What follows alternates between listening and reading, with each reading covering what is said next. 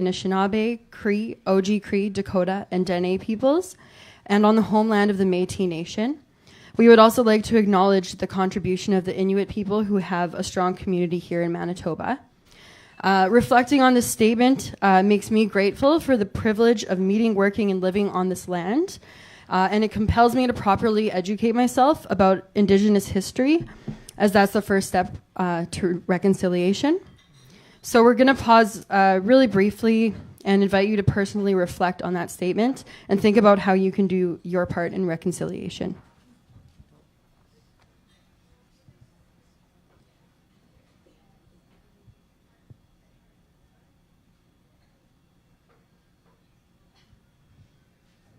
Thank you. Please note that we're going to be live streaming this workshop, so cooperation in turning off the Wi-Fi on your phones would help. We're not actually on this, but will it matter actually with the Shaw thing if people turn their Wi-Fi off? Okay, you know what? Disregard that statement. That was we thought we would be using their Wi-Fi here, but we're on a different network. I would like to thank the sponsors of JMM. That's SEMA, True North Sports and Entertainment, MROC, and SOCAN. They generously contributed to help us make this conference happen. And of course, a big thank you to Tallis Poppy for letting us take over their place. Yes, we really, really appreciate that. We ask everyone here to remain open, aware, and respectful of your surroundings and of the people in this room. We have a clinician available, Jon Olofsson, if you could just stand up at the back there. If anyone is feeling triggered by some of this conversation and you need someone to talk to or a safe place to go, Jon is available back there, and we want to thank you as well for being here and dedicating your time. Thank you. Yes. All right. I'm almost done. We also want to thank Uzoma Asagwara.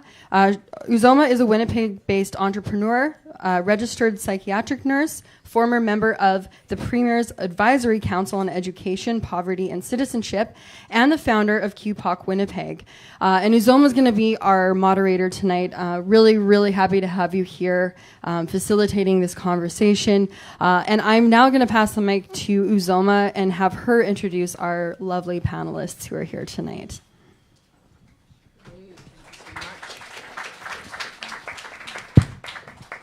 Hi, everybody. It's okay to say hi back. It's okay. Hi. Yeah. Thank you for making it here in minus 100 million weather. Well, we're used to that in Winnipeg, right? So it's like nothing for us. It's like hot out. So we are here for the panel, Intersectionality in Music, conversations around representation and intersectionality in music, which is a conversation that has been on the rise in the last few years in the industry, music industry, and beyond that. And it's pretty cool that Big Fun, Manitoba Music, again, last year they had some pretty good panels, and this year again are putting a lot of thought and consideration into how they have conversations during the week and bringing together some really, really incredible minds and artists and contributors to the industry to have dialogue around that. So thank you for being here and sharing in that. So I have the pleasure of moderating, facilitating, just kind of sitting here and being in awe because there's some really cool people here this evening for this panel. So I'm going to introduce everybody. The first person I'd like to introduce is Witch Prophet. If you could give everybody a wave, Witch Prophet, that'd be great.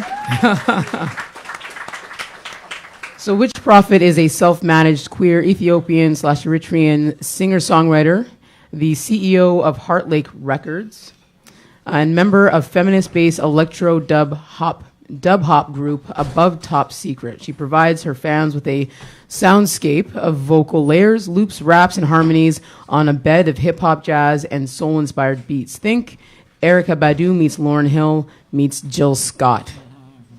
That's so sick. I obviously think very highly of myself. Awesome. So thank you. I'm going to allow each panelist to sort of share a bit more about themselves before we get into it further. So I'm not going to share too much more about your bio, but I'm going to move on to Joy. Folks, you probably recognize Joy. Joy is Don't shake your head, Joy. We know who you are. Joy Balmana is famous. Joy is a communications and events coordinator with a passion for community-minded arts and music projects. She holds a BFA degree from the University of Manitoba and graduated from Red River College's Creative Communications program.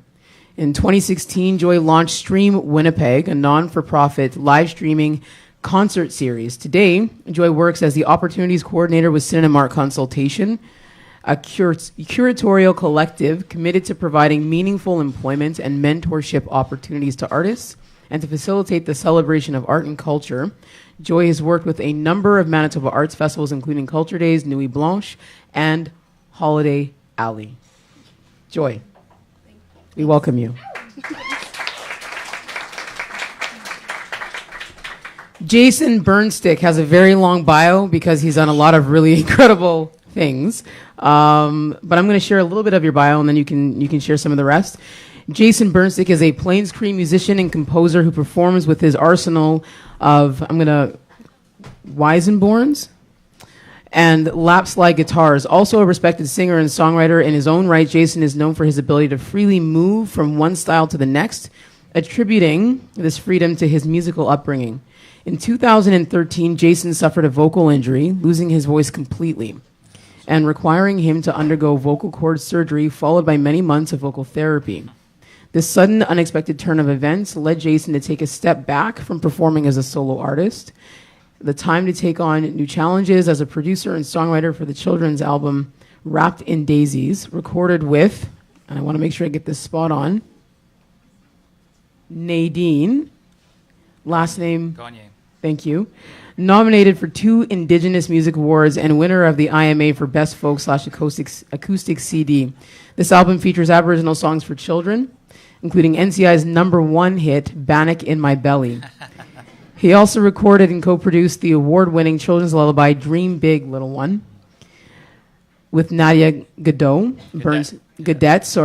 Burnstick. Genuinely grateful and newly inspired by his full vocal recovery, Jason has now begun the work on a new album, and he can be found performing a mixture of blues and folk with the Burnstick duo, consisting of himself and his wife, Nadia Gadet Burnstick. Jason.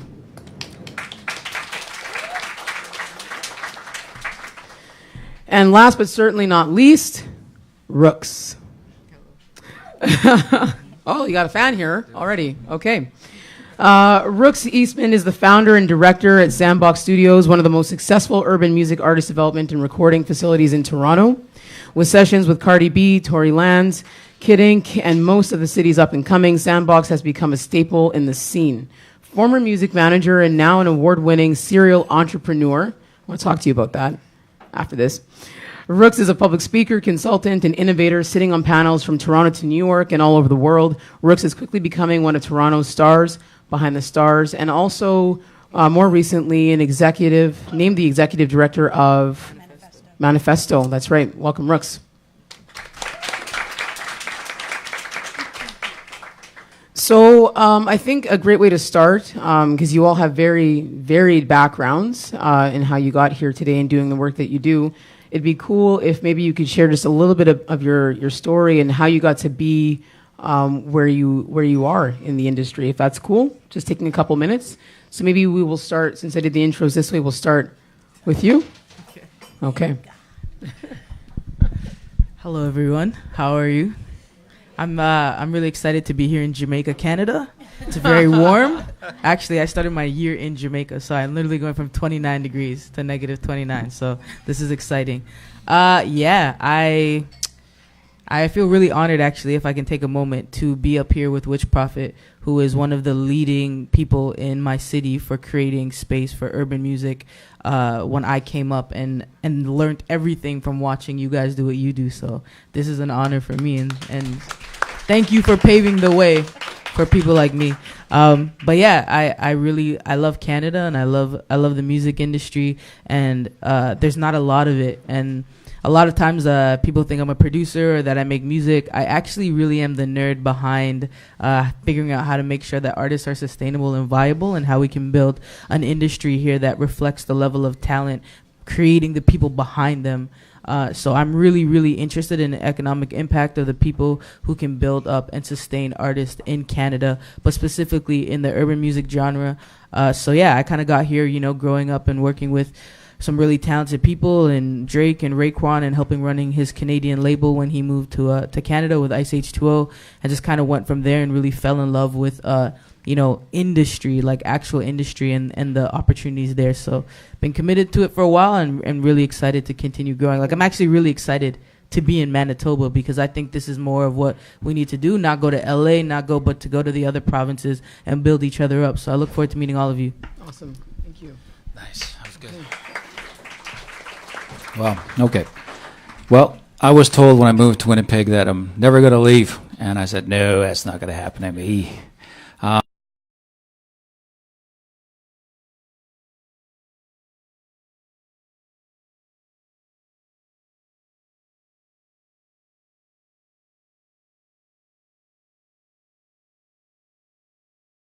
Couple films that I can't talk about, but yeah, I'm staying busy, and we have some stuff coming up, and it's another part of my life. So that's where I'm at.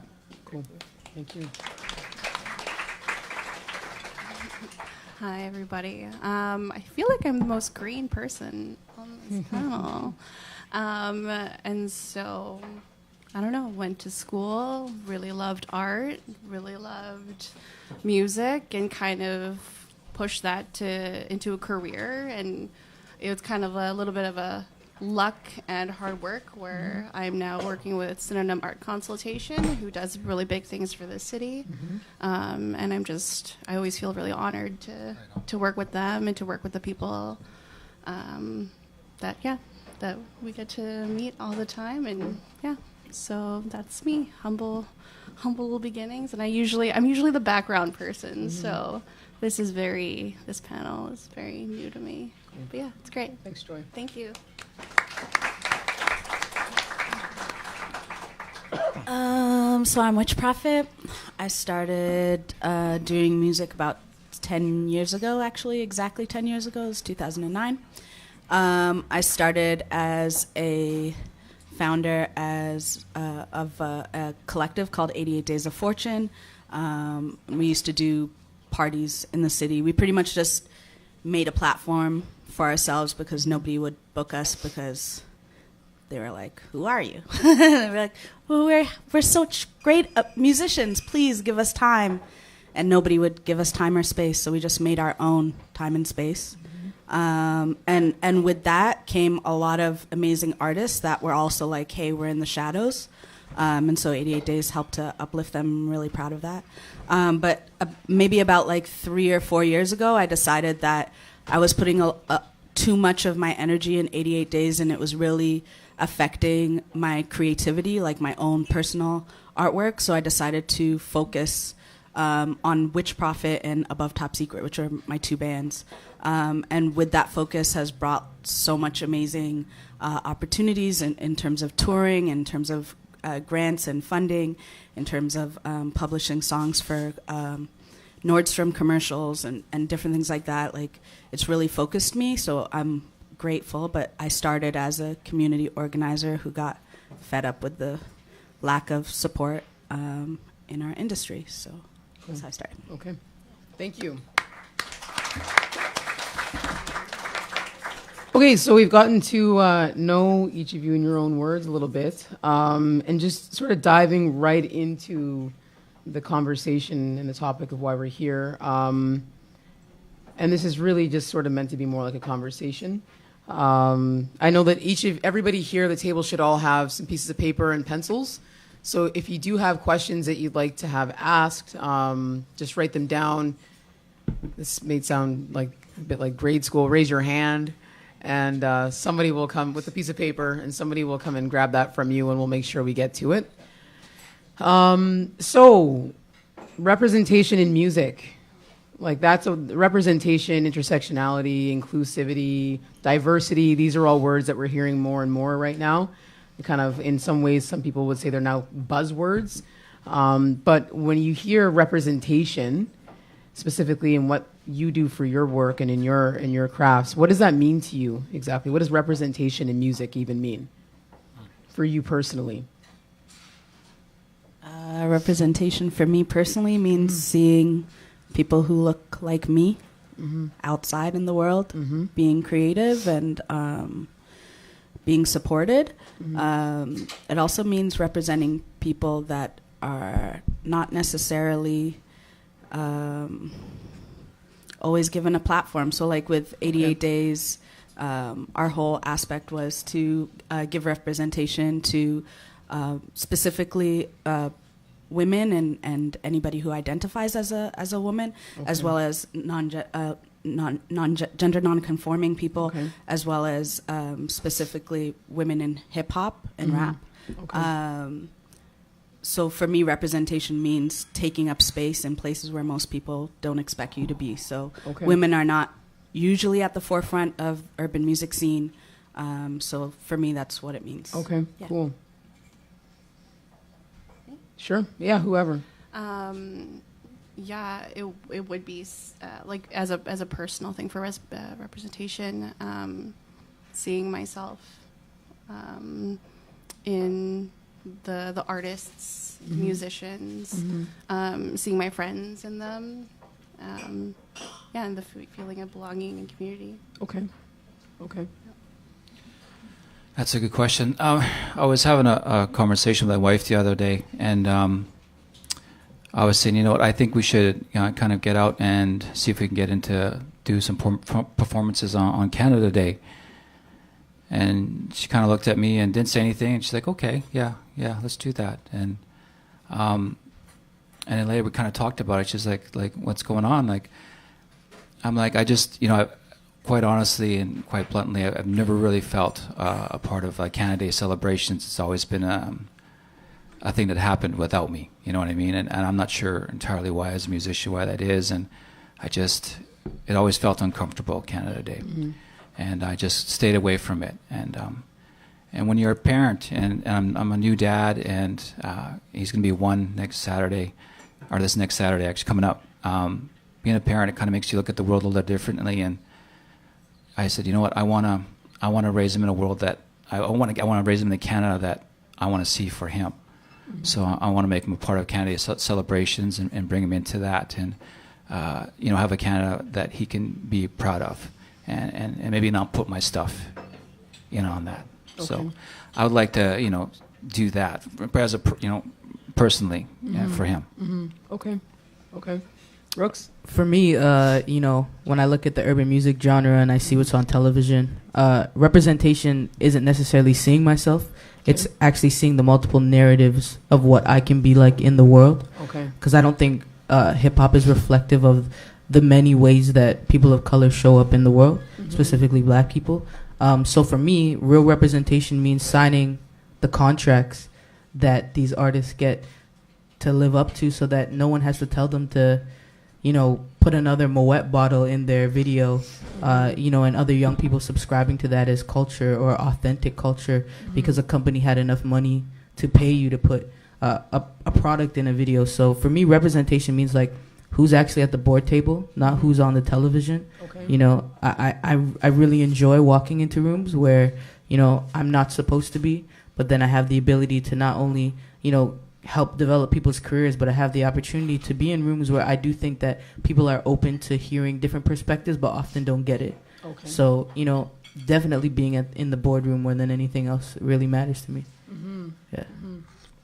So it's interesting because I hear, and I think that's a really important point that you just made, that representation is not necessarily just what we see. It's who's at the table, who's creating that, who's signing contracts, who's making. It's and it has a lot to do with power, in a sense. And Which Prophet, when you're talking about who are you creating platforms for? So whose narratives are you accessing? Who, because a lot of times I think we see this now in a lot of ways, we want half of our representative folks to be women. Well, what does that mean, right? Which women are being represented? Which folks have access? So it's interesting to hear how each of you sort of break down representation in your own minds and in your own work. I'm curious to know, because, you've all been in what you're doing for different amounts of time, varying amounts of time.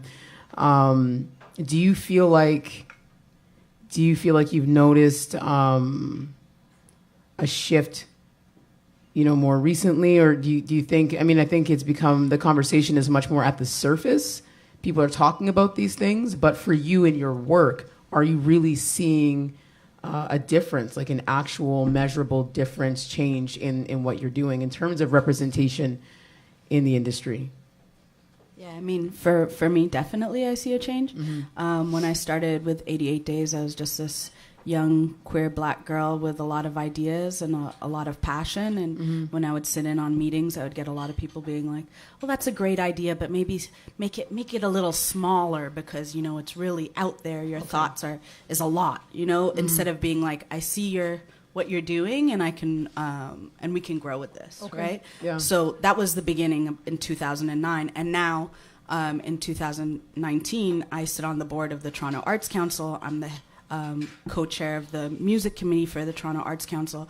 I'm on the Factor jury board. So there's like a lot of things that I've decided to get into, like exactly what Rookz said is like the only way to make the change is to be in those spaces and be in those rooms where people make decisions and to be visible there. And I mean, while I'm sitting on these boards, I am like one of the only black girls there. I'm one of the only people who are under the age of 40. I am, so it's really interesting to be in those spaces, but it's also just proves to me like, yes, I've gone this far, but it actually needs to go a little bit further. Okay. Because I kind of feel like I've been brought in as this like, well, here's this black girl who's doing things in hip hop. There you go. You got a seat at the table. It's like, that's great, but what about everybody else? There's a lot more people, so I can't be the only one. Okay. Yeah, but there's definitely been a change. And in terms of like, I mean, we've had horrible shutdowns of venues in Toronto, so there really is not a lot of spaces to do music and especially urban music. But there has been a change in terms of the amount of collectives and organizations and groups that get together and to put on their own shows. Okay. So when I first started, it was just 88 Days, really putting on shows. And now that we've taken a break from it, I'm so happy to see like younger groups and younger organizations picking up where we stopped. And really it's turned into like when we started in 2009, people would be like, I don't want to pay $5. Can I just come into the party? And we'd be like, all right, come on in. And then you'd be like, I'm losing a lot of money and this is a great party, but we're not making any money. Whereas now you can go to these events which are thrown by people who are my age at the time, in our 20s, and they're making guap. Like they covered everything they need to cover, and they're, everybody's getting a little bit here and there, which is really like mind-blowing for me because Toronto's really stingy about paying for things. So like it's really is Toronto? Yes. Go to place to pay to go to something that is an indie DIY space. Oh, people will pay to go see anybody else. But if it's like local, you really have to have a community and you really have to be in that community for people to show up. Okay. And they really have to fuck with sorry. Am I allowed to swear? They really have to mess with you to pay, Okay. But there's a shift. There's definitely a shift. Cool.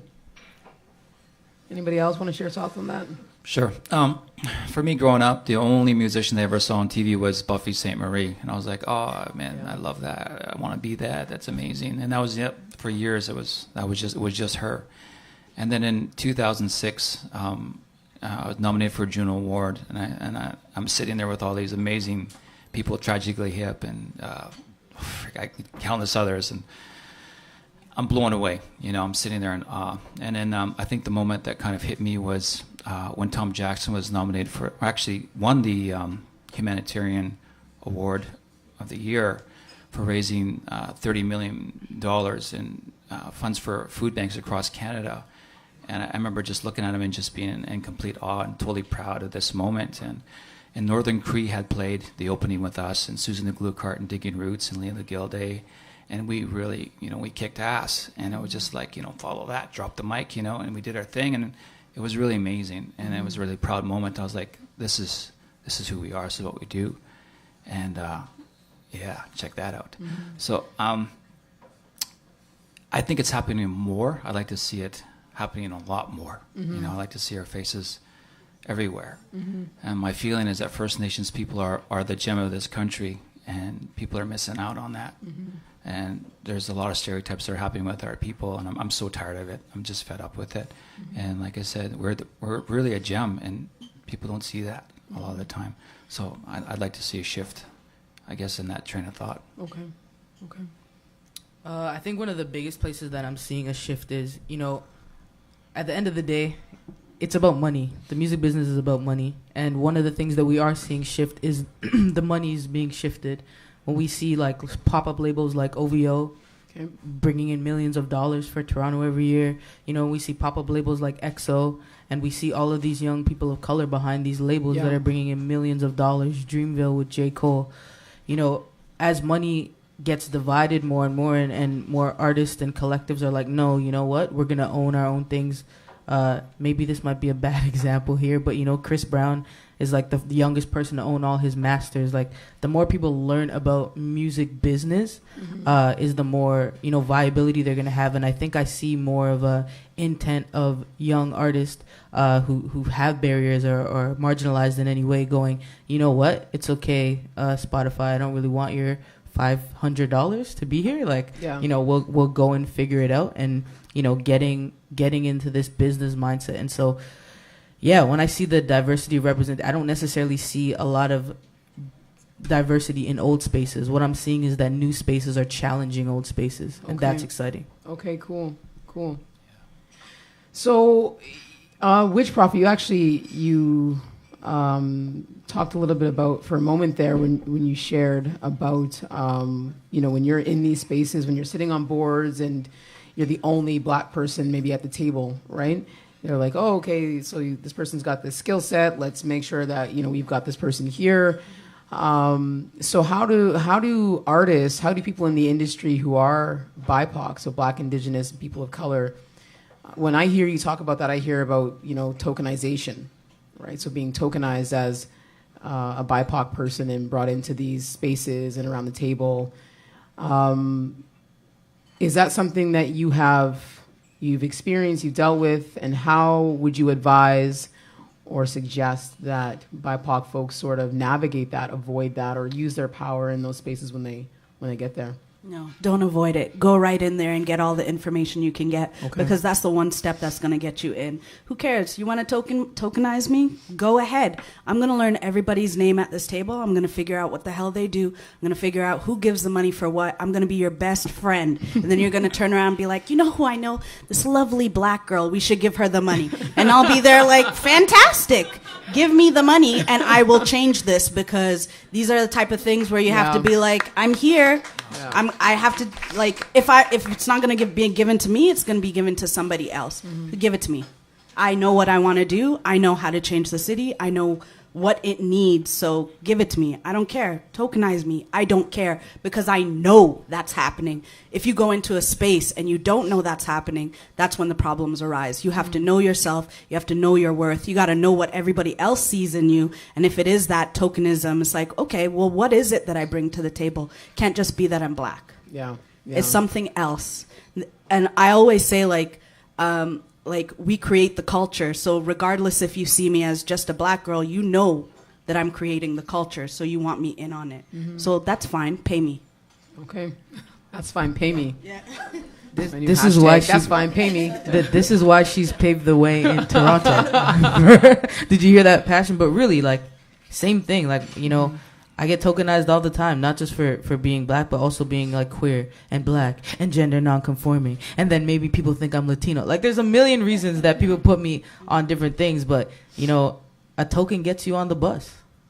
And I just always look at it just like, Witch Prophet's saying, like, go into that space. And I think that people, I'm learning more, and I hope that, as we think about the world that we want to live in, we also have patience with people. I think that it's a human default to be ignorant about things that you're unaware of, and that sometimes creates fear or a gap in your understanding. And it's really important that when you do go into spaces where you look around and you're like, oh, I'm the only one, it's like this side, like Leilani's Witch Prophet said, that there is a reason you're there, and start from a place of value, and allow those people to see your value, and allow yourself to see those people's value as well. And I think that there's so much conversation, and when we always talk about like diversity, like I sit on a lot of panels about that, and it's like, well, let's also like try to figure out where the similarities are. You know, when you're in a room, like what are we all trying to achieve together? You know what I mean? So yeah, like even Manitoba music, like I came out here in September, they were in Toronto, like you coming to dinner. It's like me and like everybody, and like Elisa's introducing me to all these people in my own city that I don't even know, So it's like if you decide that you're just this person and people only then you lose the opportunity to really gain some really awesome relationships, because people are trash or good regardless of why they brought you to the table. Just find the good people and sit with them. Cool. Okay. How do I add to that, you guys? That's amazing. Good answers. For me, it's just, if I had to tell another artist how to handle this sort of thing, I would say just go straight in there, right? Guns blazing, just do what you do and bring something, like just be who you are and don't worry about it, because we get it. We've been there. We felt that stuff. And that's something you just can't let take you down, let it bother you. Just plow right through it and just be who you are. Play your music, rock, just kick it. So that's my feeling about it. I can't say anything better than what you guys just said, though. That was pretty amazing. Yeah.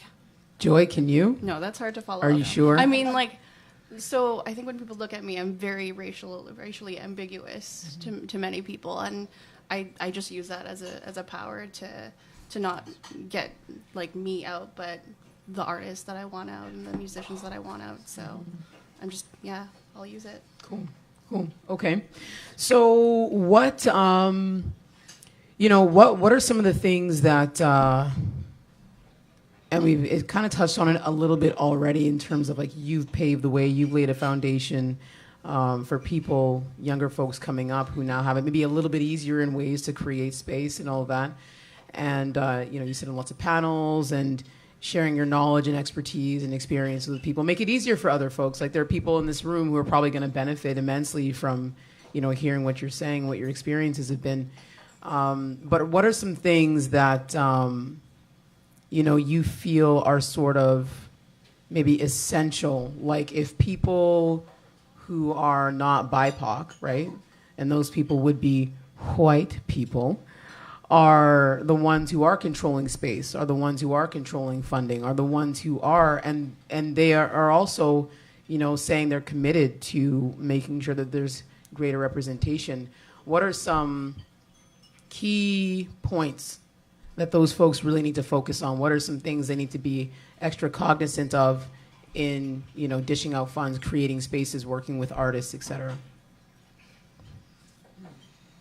Well, I like what you did when you talk about like kind of just making it happen, like go and do it. And I did that in Vancouver, and I pulled in a lot of artists that came in and did these shows, and it was incredible. It was a community event, and every time we did it, it was always a really, really big show. So I would just say, don't wait for it to happen. Just make it happen yourself and go out there and do it. Also, if you're a musician, like just be as dynamic as you possibly can in terms of just kind of say yes to everything. I've done everything from rock shows to children's music to TV to background music to anything and everything. I've said yes to every possible opportunity that came my way, and I think that's why I was able to sustain for so long, even when I didn't have a voice. So I mean that's my feeling. Just go over there and do it. Okay. My answer may be very problematic. What? Warning. If you're going to tokenize, actually pick a shiny token. Yeah. It's actually my biggest pet peeve in Toronto is like the worst artist or the worst, but they've been chosen already. They've been pre-selected as the designated person for that industry or that genre, and now it's like that's the standard, and it's like that is not the standard. And I feel like so often when I move through music in Toronto versus when I'm in the States or I'm in the UK, the standard is so much higher, but I have this, it's unfortunate because I feel like people who are outside of the community don't even want to speak on whether they think something is good or bad or not. Like, I don't know if it's good. Like, come on, it's offbeat. It's not good. Like, let's be honest. And I think that not holding like other genres to the same like standard. Like music is music. Like I can listen to a jazz song, a country song, a song in another language, and you know when it sounds good or it doesn't sound good, you know. And even when I sit on like juries, like music juries, people be like, "Oh, Rookz, what do you think about this?" And like all the other scores will be like 10, and I'm like, "This is a 1. This is definitely." But they're just no suggestion on it, because I think it's maybe a way to feel like, you know, I'm not allowed to speak to it.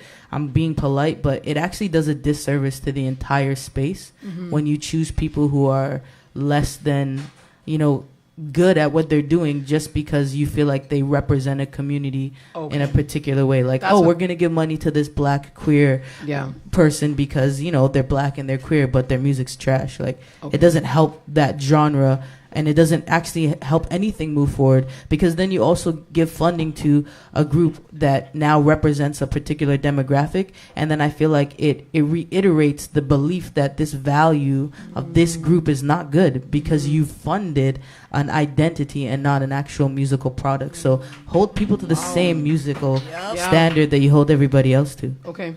So kind of what okay, I'm glad, because at the tail end of what you were saying there, I was like, okay, it totally cleared up for me what you were saying, because it's you know, on the one hand, I mean, you know what? To be honest with you, I hear this sometimes from white people saying things like, well, you know, there's sometimes you got to go with like, you know, the talent, and if it's just not the talent, then that's why we're choosing white artists, and I don't agree with that. Like, I'm like, there's an abundance of hella talented, you know, two-spirit, QT, BIPOC artists. There are. It's a lie when people are saying, oh, well, we're just going with what's best, and it just so happens it's this, you know, indie artist who's got this hairstyle that everyone else has. And I'm like, that's not the truth. But I hear you when you're saying that, okay, so when they are selecting artists, they're picking somebody who maybe... And why do you think that is? Why do you think that is that, you know, when I'm putting you on the spot, but why do you think that is that the artist who's maybe being selected, and maybe they are being tokenized because they can check certain boxes, but why do you think it's not of the same caliber or a caliber that actually exists? So I'm not sure about how it works in Manitoba, but in Ontario, a large part of music funding comes from violence intervention programs. And the criteria to get into a lot of music programs or a lot of music spaces in Toronto or Ontario means that you come from a particular demographic. And so I think it becomes less about art and more about other things. And like, did you just come out of jail? Are you a single mom? Like, there's so many other criteria that they're looking at that it no longer becomes about the music or the art. And so I'm not saying at all, you know, not to support different people in different challenges, but don't decide that that's the industry standard because it checks off certain boxes that makes you feel more comfortable with providing funding to this demographic of music. Like, there's lots of people who are very talented, but I also think that because a lot of things come from funding in Canada is essentially the record labels of the States.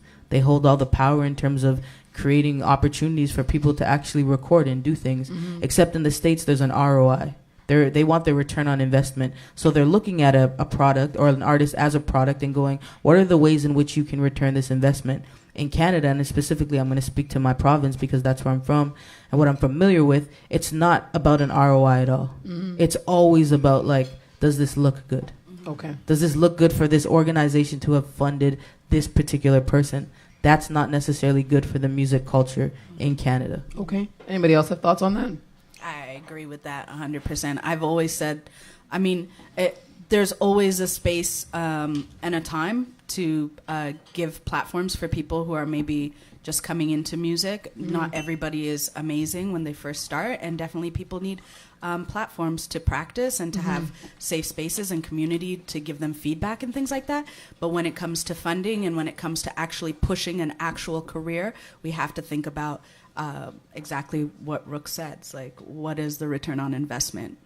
Is it to be like, we put up this queer person? It's like, okay, take away their queerness. What do they have? It's like, well, they're queer. It's like, okay, and like, give me something else. Like, give me something more. And obviously that's a lot of white people do coast on certain things like that, where you can be like, I'm mediocre in a band and make it further along. But that's not necessarily white people, that's white supremacy. So there's a major difference, and I think a lot of people get trapped in the thing of like, white people are doing this. It's like, no, you need to see the difference. Not everybody's this. It's white supremacy. It's not necessarily white people. So don't put that on the person. Like, actually understand the society that we're living in and what we can do as a group.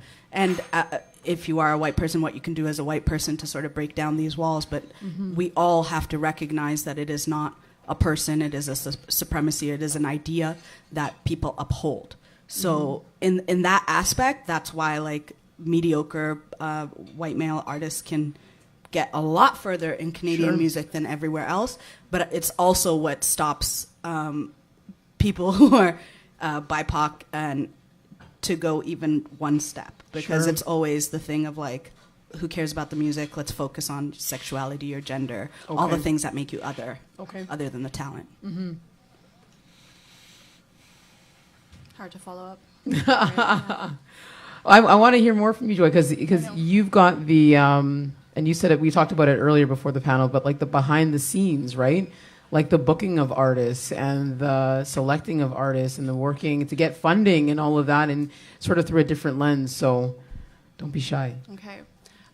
I think just from that background of being the person who books the artists,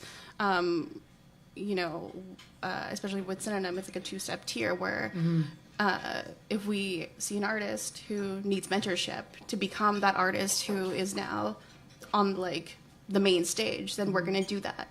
And for us, like, we are always being challenged with funding and like who do we ask? How do we not get the same funding as everybody else, or take away funding from people who clearly deserve it more than us?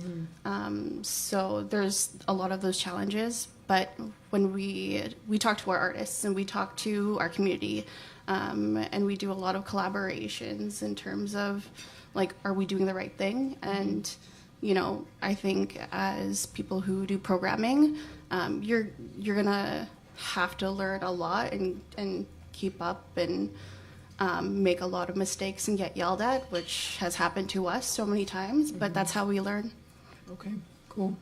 So we do have a question from someone in the audience, and we've been talking the last couple of minutes about tokenism, so the timing of this is probably based on that. So the question is, how do we know the difference between inclusion and tokenism? And or how do we achieve inclusion rather than tokenism? So maybe let's go with the last one. How do we achieve inclusion rather than tokenism? And I'm going to throw something else out there because I feel like it. Do we want to achieve inclusion?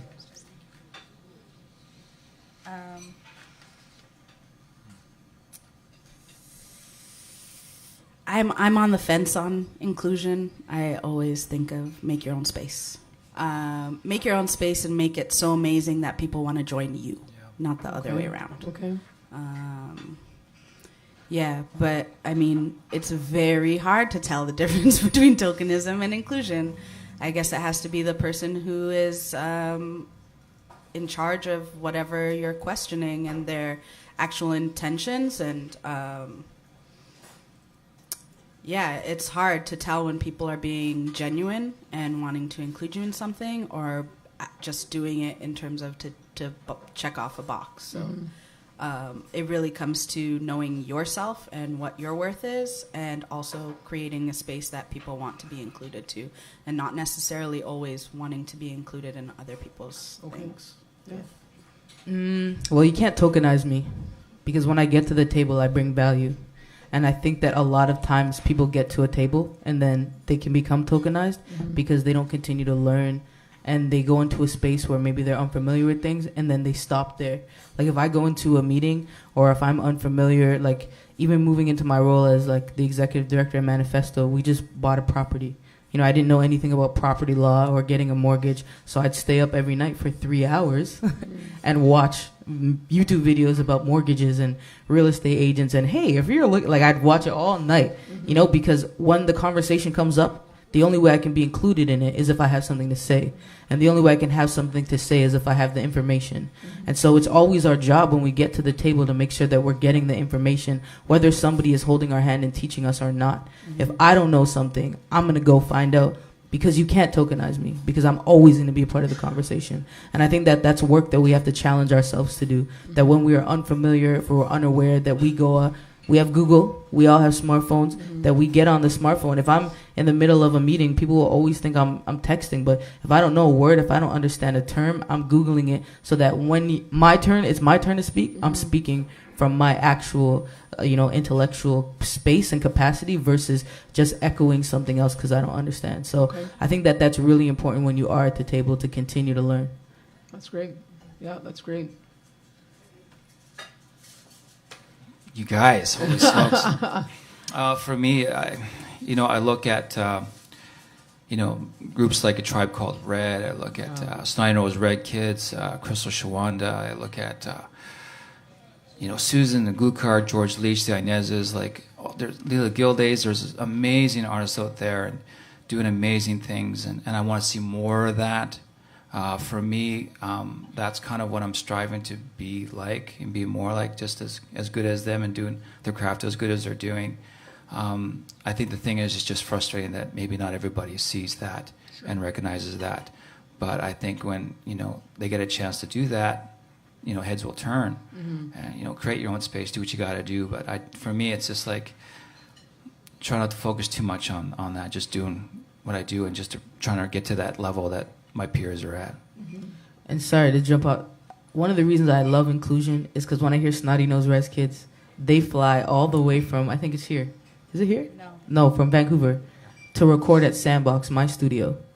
Every time they were so we record their album, and they're managed by a white guy. And that is the power of inclusivity and us connecting. You would never know that we do all of their music, So it's it's really important that you're continuing to open up space and not just deciding to stay, go where there's value and not necessarily just where because most people wouldn't assume that we work with them at all.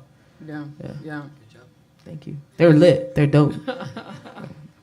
So with that in mind, in terms of, because what I've heard a lot actually in this conversation is a lot of the responsibility being on the artist, a lot of the responsibility being on the person who, is trying to navigate the industry, and sometimes in a lot of places, in a lot of spaces, very, very white, right, spaces, boardrooms, if it's, you're applying for grants and you're going to go have a conversation or a meeting with somebody, it's you're walking in and you don't see people who look like you, who maybe are as invested in your communities, but so how would you encourage or lift up a BIPOC artist or someone who's trying to navigate the industry, and they're hitting the roadblocks that you've all hit, the experiences you've all had, and maybe they maybe they're short on a network, maybe they're short on the relationships, or maybe they're in a smaller community, because we're sometimes I think we're thinking from a very urban city mentality. What about folks who maybe aren't in those demographics, people who are a bit more rural, who have less of a connection that way? What are a few key things that you can tell them in terms of even something as basic as finding community?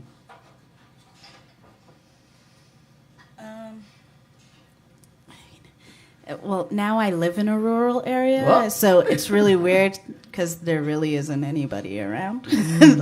Legit, there's nobody. I haven't found the art scene in the area that I'm in now. Are you out of the... I'm out of Toronto. I'm in Caledon, so my partner and I bought a farm in Caledon, which is about an hour outside of Toronto. And actually, the whole reason of moving out there was to expand the reach of mostly Toronto artists to perform outside of Toronto, but not so far away that they have to pay so much money to do things. But in terms of finding community in a rural area, it's extremely hard. But the internet, if you have access to internet, the internet is the community. And honestly, I've met people from around the world. Before the internet was really big, MySpace, I guess that was like 2007 or something. Like I met so many musicians that I still work with now on MySpace, and the majority of them were from Seattle. So like I was in my home downtown Toronto. I wasn't going out and interacting with my Toronto community, but I had a huge community online. Okay. And that online community really helped in terms of finding new music, and being, you know, inspired by other scenes that I was seeing.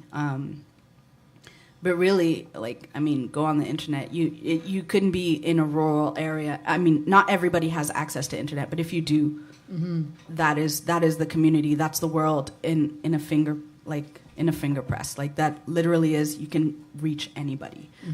It's not 10, 15 years ago. It's so easy to meet people and be like, I really like your music. Do you want to work together? Like most people will be like, I don't know you. I'm not opening this DM, but somebody might, you know, like. See, and that's the thing. And I asked that question because we've actually, so QPOC Winnipeg, there's been a couple of younger folks who live rurally who have specifically asked that, and the first response is like the internet, and for some people, like that's actually a really hard thing, is having reliable, consistent internet to build relationships and network with people is tough. And so, you know, then in whatever communication or relationships you can build, how does that work? And that, I love that you just said, like, don't be afraid basically to ask, you know, put it out there.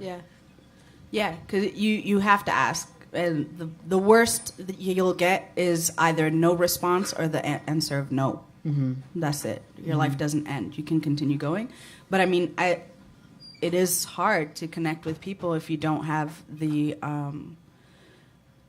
resources to do so. I'm a strong believer in resource over money. Like I used to wish a lot to have a lot of money. Be like, I wish I have a lot of money. I wish people would give me money. Until I realized it's not the money that I want, it's unlimited resources, because unlimited resources can bring you anywhere, and unlimited resource could be one person that you meet who's like, hey, I know this person, who's like, hey, I know this person, and you connect. But it is hard if you're secluded to meet people. The only real thing I can say is go on the internet, because that's all I know.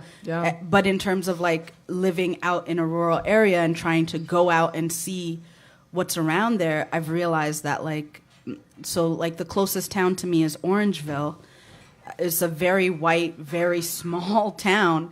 And when I went in there to be like, what is the scene here? Like, where are the youth? I didn't find anybody, but I did find this random flyer for a drag night, which really threw me off, because I was like, there's queer people here? Like, what's happening? It's very quiet. You don't know. So like, I feel like a lot of the rural towns have a scene, but they're really underground. Okay. So, I mean, I'm coming from Toronto and then moving to Caledon and being like, where is everybody? So I feel like they're really underground. Okay. But that's my opinion. Okay. I don't think that artists should be hitting those roadblocks. Like, it's not their job, right? It's the part of the organizers, right? Like, it's, you know, maybe it's not necessarily, I don't know, looking at their formal application. Like, is this an interview, right, where they have someone to support them? Like, is that the process to bring an artist in? Or, you know, is it them submitting a poem or a series of poems? You know, that roadblock shouldn't be there, like, for the artists. It's on the organizers to really fix that. Okay. Like I said before, I'm a supervisor with the Justice Program, and one of the places that we go to is Blood Vein First Nations community. And when I went there, I found that there was absolutely nothing for the youth there. And they're doing a lot better now, but one of the things I decided that I was going to do was develop a mobile studio and call it The Fire Inside, and model it after the Just TV program, and go into the school and do music with these kids. And it's something that I do every couple of weeks.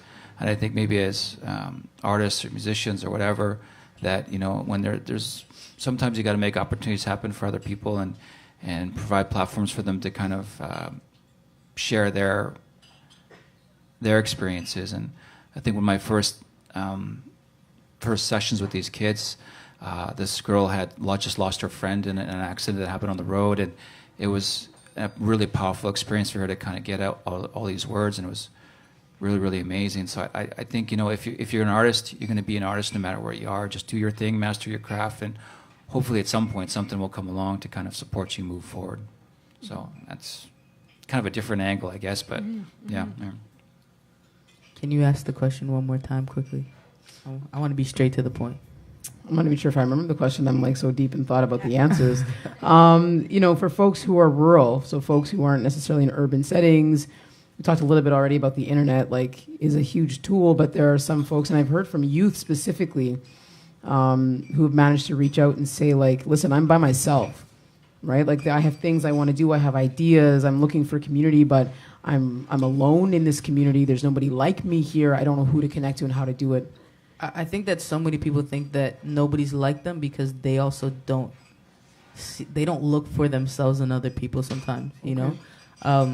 I've never had a moment where I went up to, you know, I don't know if anyone's noticed, I haven't said white person one time, but like I've never gone up to a white person and been like, hey, you know, something, and they're like, no, I don't want to talk to you. Like, you know, it's 2019. Even if they don't want to talk to me, they have to talk to me. Like, you know, it's like a different time. So it's like, you know, when I think about like, you know, Motown and like the things that, you know, other people really had to go through. And like, this is like something that I know it sounds really like insensitive, but when I think about, you know, Aretha Franklin having to go through the back of somewhere, being paid $4 to sing all night, you know what I mean? Like, your problem's not that hard, bro. Like, you know, get up and go and talk to as many strangers as possible and tell them what you're thinking and envisioning, because when I look back just 20 years, like, it was much harder then. You know what I mean? And it's a little frustrating sometimes, you know, even for myself being, you know, I'm Caribbean, and like I hear so many young people complain about so many things, and I'm like, our parents had it way worse than we did, and somehow they managed to like do something. And so I do think it comes down to like yourself to some degree of being like, yeah, you know what? If I ask 5 people for help and they all say no, I'm going to ask everybody in this town for help, so that when I go on the internet and I get a SoundCloud hit, I'm going to be like, I asked you. No shouting out my hometown. Like, you know what I mean? Like, that's why Drake hates Toronto, because he asked everybody for help. You know what I mean? And like, I think Drake is such an amazing story. And if you're from Toronto, you know that guy really asked everybody for help. And everybody was really like, you're whack. You're never going to make it. Don't bring your CD over here. And he was like, okay, you know, I'm going to go. And if you go to the States and you hear stories about like him taking a 2-hour bus to go intern when he was in Houston, like, you got to like be relentless in the fight for yourself, because no one else is fighting for you. Like, and the moment you realize that yo, I got to get up every single day, and if I hear 1,000 no's, say less. I want to hear 100,000 no's. I'm going to hear them till I get my yes. And like, I do think that that's a part of like, unfortunately, like systemically, there's a higher hill for me to climb. There's a higher hill for certain people to climb. And so you train for the hill and you climb it. But you don't get to complain because someone else only has to climb 3 steps. You climb 3,000. Wow. Okay. That's just how I feel about it. Okay. This is being live streamed, but is it being like recorded? There's like gems in here that I'm going to take some notes later. Thank you. So we've got a couple of questions. Okay. This is a good one from someone in the audience. So, do you sometimes find that the media would prefer to talk to you about your reality as a marginalized person in music than your actual work? And if that is the case, if that's been your experience, how do you deflect? That's like every single article that I've ever I'm like, that's this panel. I know. I was like, didn't you guys invite me here? Yeah. I mean, you got to keep talking about it until it becomes something that is so normal and regular that you don't have to talk about it. Yeah. It needs to be as regular as breathing, and that's why people do this in order to help them unlearn and better themselves. So I mean, it's great. It just becomes monotonous after a while, where you're just like, I'm pretty sure this is the same article from 3 weeks ago. So like, can you ask me something different? But also like, that is a part of me. I am Black. I am queer. I am a mother. I am an independent artist. You know, like those are all a part of me. So I don't want people to just only talk about one thing, because comes back to representation, and I want other people who are similar to me to be able to see that and be like, oh my God, that's an East African queer girl, and she's very much being like, hello, I am from Eritrea and Ethiopia, and I am gay, which is like, oh my God, like there's nobody, I mean, I know a lot of queer Habesha means Eritrean and Ethiopian. I know a lot of Habesha people who are queer but are not out and are not loud about it. So I take pride when people ask me those questions because I do want to keep vocalizing it so other East Africans and other Africans can look at it and be like, if I am queer, I can be queer too. It might be hard, but I can still do it. Look at this person. Cool. But I don't want every article to be like that. It's boring. Yeah. Yeah, I'm so tired of focusing on some of the bad stuff in our communities and the stereotypes. I'm so tired of it. It's not even funny, and I rather focus on some of the amazing things that our people are doing and people are missing out on. I just rather focus on that and not give that negative stuff any kind of energy. That's just my feeling. And how do you do that in working the artist?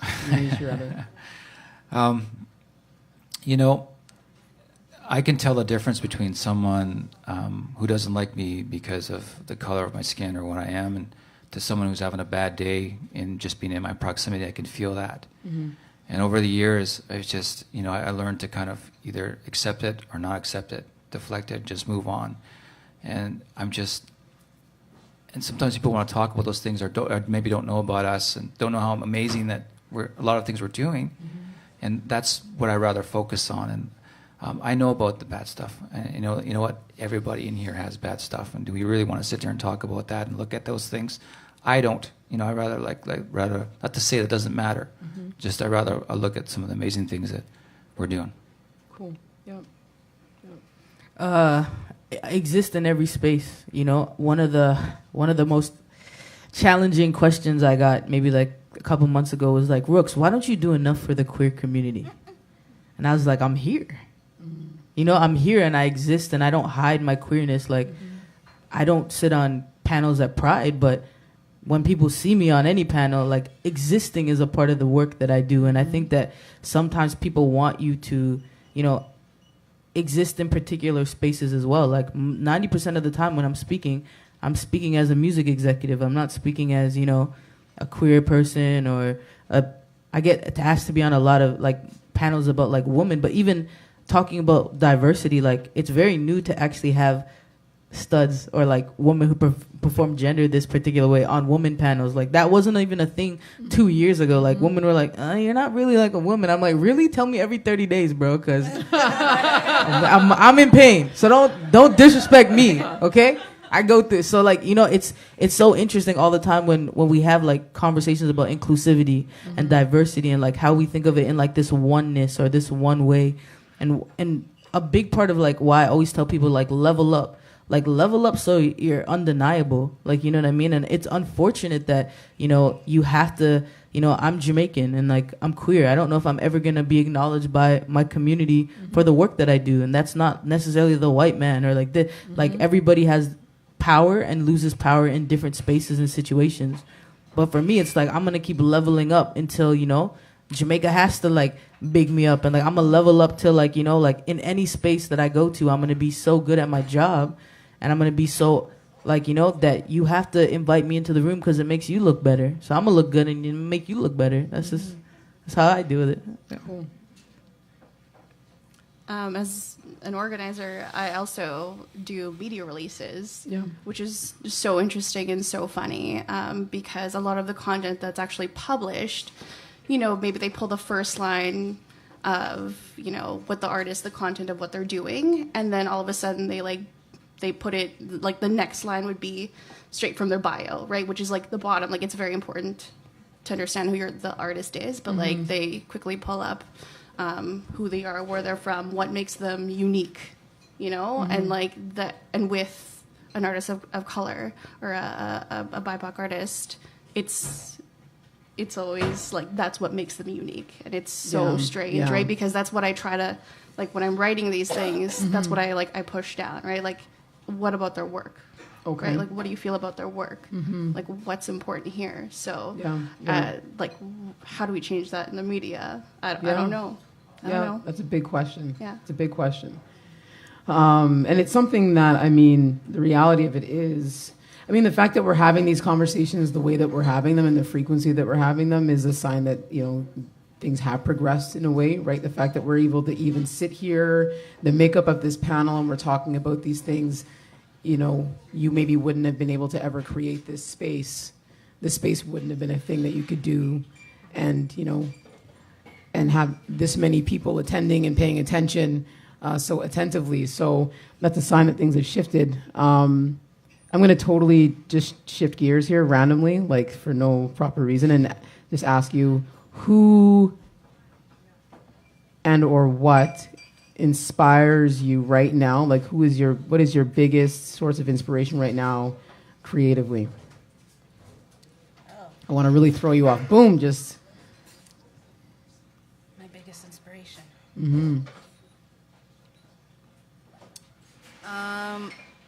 Well, like for which prophet or like... Yeah, which prophet? Okay. Right at this moment, my biggest inspiration is my heritage. I've been doing a lot of research on my family background and the different tribes that I'm from in Ethiopia and Eritrea, and trying to find my, trying to map my family tree. Okay. And connecting it to my music. So my album that I'm coming out with later on this year, my second album that I'm coming out later on this year, is called DNA Activation, and it's all about connecting to my ancestry and really shifting my sound. So like being inspired by Ethiopian jazz artists and sort of trying to fuse that into the music that I'm making now with R&B and hip hop. But I guess like, yeah, my number one inspiration for my music is my culture, and at this moment is my culture, because that's what I'm focusing on. Cool. Okay, thank you. The question was, what is currently inspiring you? What is your biggest source of inspiration creatively? Intergenerational wealth. So quick. Wow. Yeah, intergenerational wealth inspires my work. Like the ability to create wealth in communities who have not had it before, so that they have some wealth to pass on, so that we can, you know, shift the economic disparity in communities of, you know, first generation Canadians. That's what inspires me every day to get up and do this. Like, how can I create money for people who have never seen or will never have the opportunity to have passed down to them the house that was $10,000 50 years ago, worth $2 million in Toronto now, you know? So yeah, I really want to teach people about the music industry so that they can partake and not be a byproduct of. Okay. Joy? As an organizer, I think it's these new organizations and new event planners that are coming out in Winnipeg. Shout out to Rind, who are doing, like, they're the people who are going to be next. And I just want to really focus on them, you know? Like, I want to give them everything that they need to be able to succeed. Cool. Okay. Wow. Before I was a parent, I didn't know what I was doing with my time at all. And I became a dad. I'm like, what did I do before? I don't even know. But my motivations now these days is, you know what, creating a place, a world for my son that's beautiful and safe and loving. And I have Weizenborn guitars that are dated back from the 1920s and early 1920s into late 1920s. And it's a style of guitar that obviously is not made anymore, that was made back in the day by a guy named Herman Weizenborn, and I own a few of those things. And I would like to pass that on to him, so when he, hopefully, if he creates music, that he puts something that's different into them, you know, for himself, you know, like, that's positive. So, yeah, I would say right now, creating something that's, you know, beautiful and safe for my son. I think that's where my motivations are these days. Okay. So we have another question. I already asked the other one from the audience.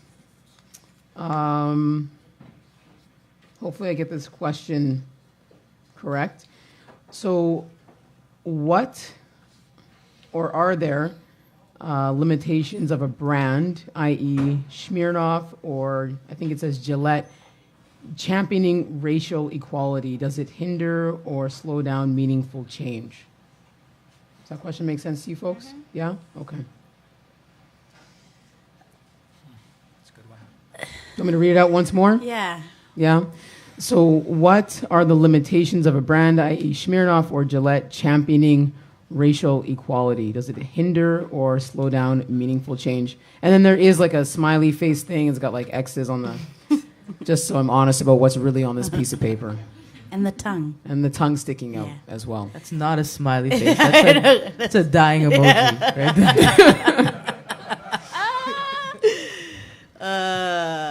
I think it's important for people to talk about political things and social change, regardless if it's a corporation or if it's a regular person. But I think the importance or the responsibility of the corporation is to take it one step further and actually fund social change, not just use those sort of like, buzzwords or whatever to get more people to buy Smirnoff or to get more people to shave their underarms or whatever. I don't know what that commercial is about. But it really matters about what the step is you're taking after. Yeah. If you're just using that, then that's a definite problem. But I mean, that's consumerism. That's the world we live in.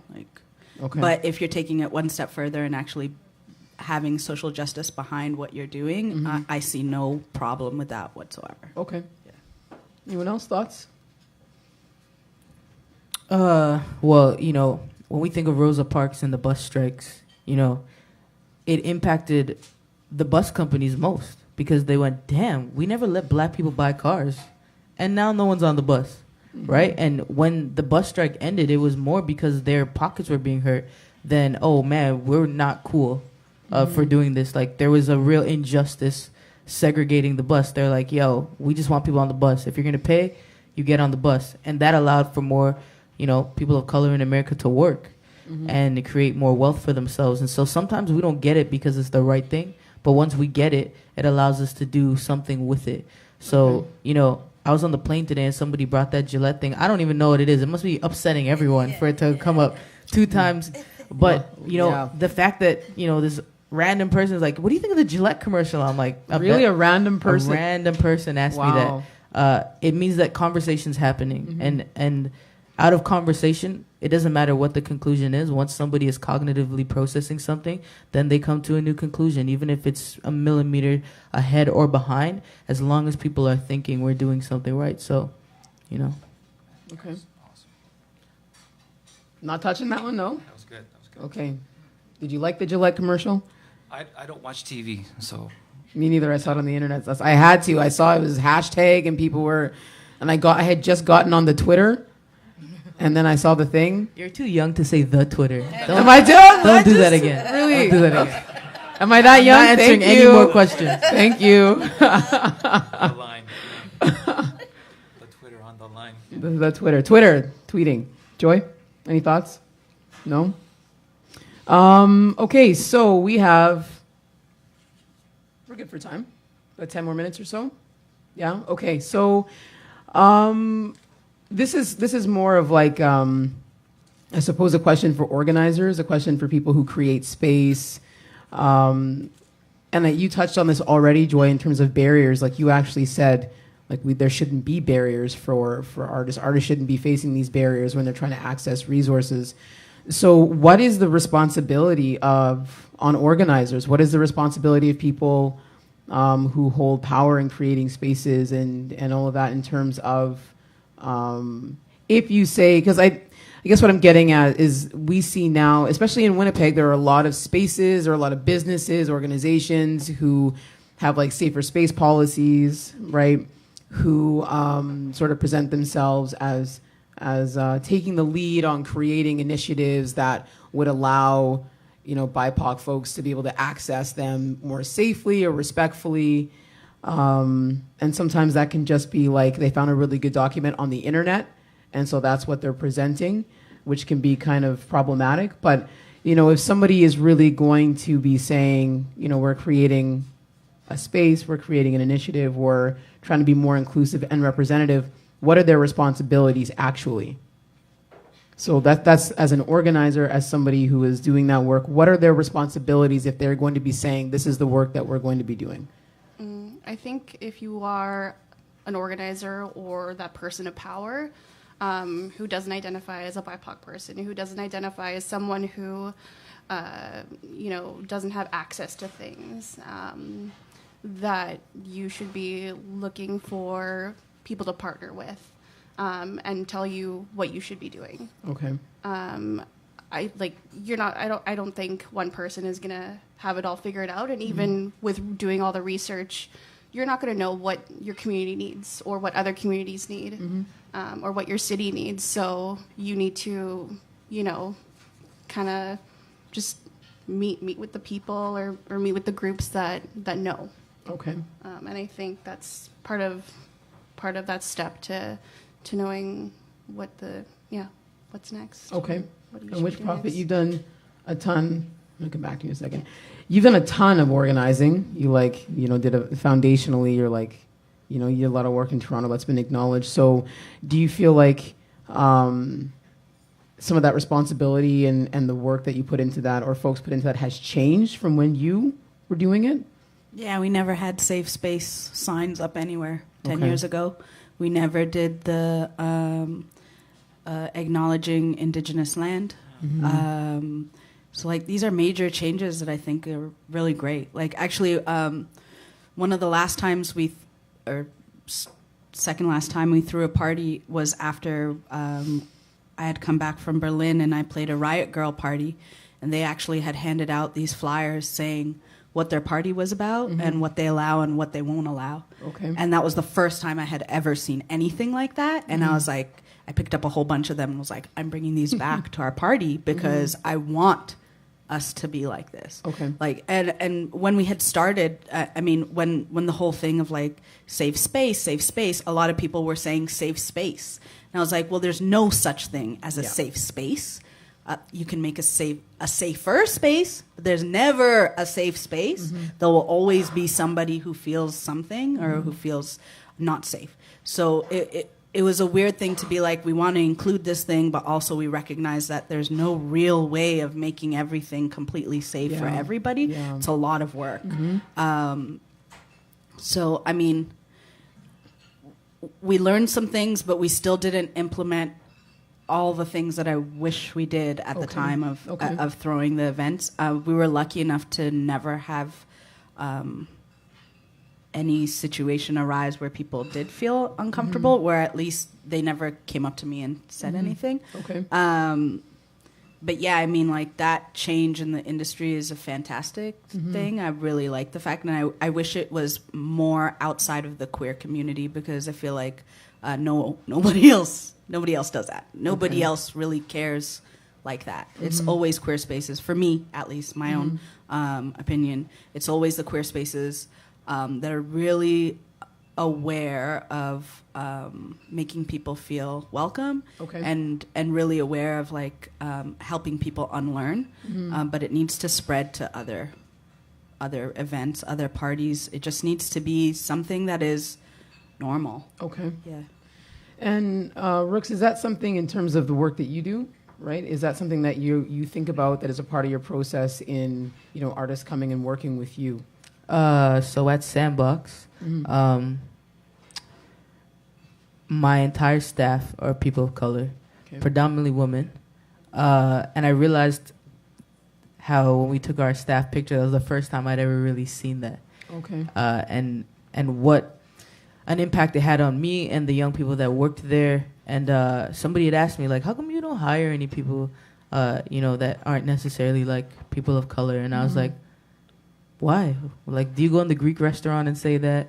Do you go in the Chinese restaurant and say that? Or do you go to anywhere else and ask anybody else that? And I realized I'm constantly under attack for hiring, young people of color and having just that demographic there. But I've recognized how interesting it is as well, the different clientele that we have that come in, and how they have to challenge their ideas of what they expect that young person to behave like, or how they expect them to engage with them, and realizing that it's really an opportunity for people to have a new experience. So I think as an entrepreneur, it allows me to which is why I always encourage entrepreneurship and like, you know, creating actual viable businesses where we can actually reflect the kind of change that we want to see. Like, I don't really have to talk about like safe space training at Sandbox. Like, there's certain things you just don't talk about because they're just not permitted, because that's not the culture we're setting. I think when you set a culture, it's a lot easier to not have certain moments that come up, and being in charge of that culture and being able to create it makes a big difference. You know what I mean? Sure. But in terms of like funding, one of the things I do want to say is that, you know, the barrier to the MLB is why Jackie Robinson became the best baseball player ever. He wanted to be the best ever because he wasn't allowed to be in the league. You know what I mean? And I think that barriers create a challenge that you arise to or you succumb to. And so one of the challenges I have sometimes when I sit on all of these music committees in Canada is like, you know, for all these other genres, we're going to do this. But for this genre, if they just give 10 words, like, this is fine. Like, they have different barriers to access. It's like, then teach. Don't dumb it down. Teach people, raise them to the standard and educate them enough so that they can exist on other spaces, because that's how we create young people who are tokenized and people from communities who are tokenized. When we accept less in certain spaces so that they have access, and then now they can't exist outside of those spaces. Like, it's our job to like teach people to move up and not just like move things down for certain groups of people. So like that's something that like frustrates me a lot when I sit on committees, and it's like, this person only submitted like 15% of the work, but it's more challenging. It's like, well, as the organization, it's your job to go into these communities and teach them how to submit 100% of the work, but don't accept 15% for that reason. You know what I mean? And so I do think a lot of it is like education and making sure that information is shared and information goes out. And, you know, that was one of the reasons why I said that, you know, 88 Days paved the way. Like, it wasn't just that they got funding. They would get funding and then teach a grant workshop. They would get funding from something and then teach you how to get funding for that same thing they got funding for. Like, that's your job when you're in a marginalized space and you have access to power. Like, I'm going to bring you with me. Like, if I walk through the door and I see that, like, if I get asked to, like, sit on a panel as an entrepreneur, I'm going to tell, like, you the other 10 people I know that could also sit on the panel. You know, it's not just about creating space for you. You want to be somebody that, and I say it every day, like, I want to create, like, the next person who's going to take my job. I want somebody to become me so that I can go become something else, you know? So it's always about leveling up. That's great. And I love what you just identified, so that it's not just about, because that does happen, right? Where, and I definitely support and I understand sort of the argument or the position that, you know, you have to be cognizant of where people are coming from and their backgrounds, and make sure that things are accessible for people, right? Like, make sure things are accessible, and sometimes that means, you know, making accommodations for people. But I really love that you just identified, like, people have organizations, people have a responsibility to educate and to teach and lift people up to a point where it's like they can compete and thrive beyond that space. I think that's a really, really important point. Yeah, like, if you come to Sandbox and you have a session and you're like, can you do this thing with my voice? Like, or like, you mean falsetto? And then we break it down. You know, this is falsetto. This is a harmony. Because I want to know, when you leave Sandbox, you can walk into any recording studio and have the vernacular to speak to what it is that you're actually trying to do. I do you a disservice and an injustice if I leave you at the place you're at when I could have educated you. Okay, yeah. That's dope.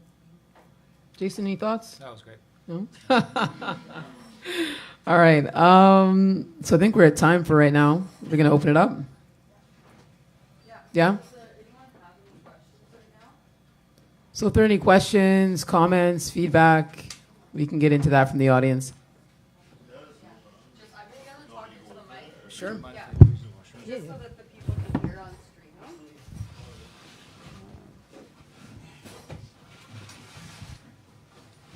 So, I guess I grew up listening to artists like Drake because he helped people like me. Like, I sort of felt I could relate with the fact, because I was adopted, right? My mom's white and such. So him having a white mom, and he was talking about, like, when Take Care came out and you had songs like Look What You've Done, him talking about sort of his experiences with his family and such. I just felt like that was a direct connect for me, for the situation I was in that got me through some, like, really tough times before I discovered myself as an artist.